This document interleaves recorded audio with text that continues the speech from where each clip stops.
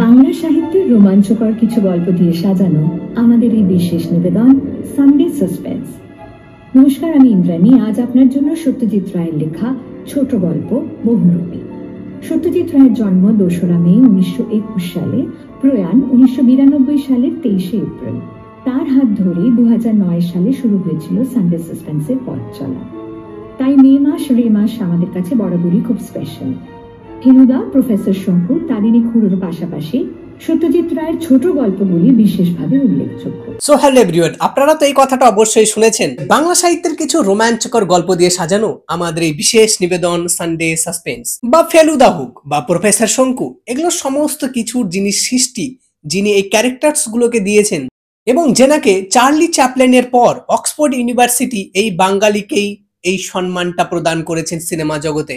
তিনি আর কেউ নন, তিনি হলেন সত্যজিৎ রায়। তিনি শুধুমাত্র ন্যাশনাল নয়, ইন্টারন্যাশনালও সুপরিচিত।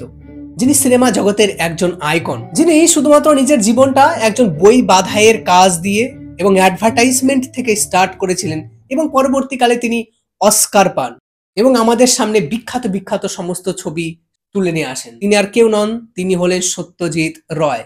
So welcome to all of you in the series of biography, যেখানে আমরা এরকম মহান ব্যক্তিত্বের কাহিনী নিয়ে আলোচনা করছি, যেখান থেকে আমরা একটু কিছু হলেও যাতে শিখতে পারি। So let's start. আমার বিশ্বাস যে যদি একজন লোকের পক্ষে শিল্প রচনা করা সম্ভব হয় এবং তার মধ্যে সেই যে সমস্ত ক্ষমতার প্রয়োজন, সেই ক্ষমতাগুলো থাকে, সেই ট্যালেন্টটা থাকে, তাহলে তাকে ভালো ছবি করতে। সময়টা চলছিল 2 মে 1921। স্থান কলকাতা। জন্মগ্রহণ করেন সত্যজিৎ রায়। বাবা সুকুমার রায় একজন বিখ্যাত পোয়েট ছিলেন। দুঃখের বিষয় এই যে সত্যজিৎ রায়ের যখন শুধুমাত্র 3 বছর বয়স ওনার বাবা মারা যান। তাহলে আপনি বুঝতেই পারছেন যে ওনার জীবনের সংঘর্ষটা কত কষ্ট করে স্টার্ট হয়েছে। প্রথমের দিকে তিনি বালিগঞ্জ স্কুলে পড়াশোনা কমপ্লিট করার পর প্রেসিডেন্সি কলেজে ইকোনমিক্স নিয়ে পড়াশোনা করেন, এবং পরবর্তীকালে মায়ের কথা শুনে উনি বিশ্বভারতী ইউনিভার্সিটিতে শান্তিনিকেতনে ভর্তি হন।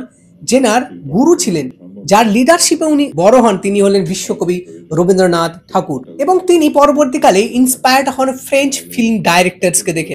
তার নাম হলো জেন রেনিয়র।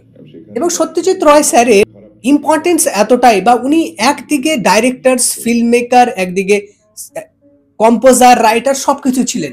যে নাকি ব্যাটম্যান হোক বা ইনসেপশনস এর ডাইরেক্টরসরাও ওনাকে সম্মান জানান এবং ওনার প্রশংসা করেন। উনি ব্রেক থ্রু পান 1955-এ পথের পাঁচালী দিয়ে।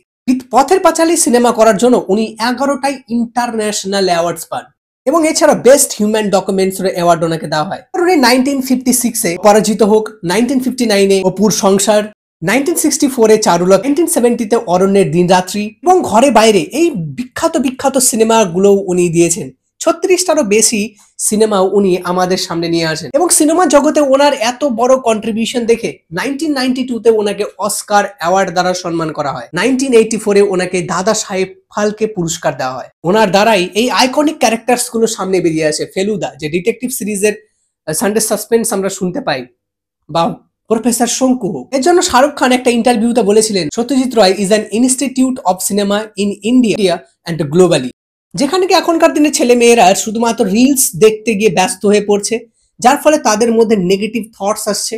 তাদেরকে আজকালকার দিনে এই সমস্ত জিনিস দেখানো হচ্ছে না, যে আমাদের দেশের বা আমাদের বাঙালি, আমাদের বেঙ্গলের এই সমস্ত মহান মহান ব্যক্তিরা জীবনে কত কষ্ট ফেস করেছেন, কত স্ট্রাগল ফেস করেছেন, তারপরে ওনারা গিয়ে জীবনের কোনো এক ভালো জায়গাতে পৌঁছেছেন। আর এখন যদি আপনি রিলস দেখে বা এই সমস্ত নাচ দেখে যদি আপনি মোটিভেটেড হন, তাহলে তারা ডিপ্রেশনে যাবে না, তো কারা ডিপ্রেশনে যাবে? তো আমার এই ক্ষুদ্র প্রয়াস যে কেউ একজনও যদি ইন্সপায়ার হয়, সেটা আমার জন্য অনেক বড় ব্যাপার। আর আপনি যদি এরকম ইন্টারেস্টিং ফ্যাক্টস জানতে চান, তাহলে অবশ্যই চ্যানেলটা সাবস্ক্রাইব করবেন। So thank you so much to all of you.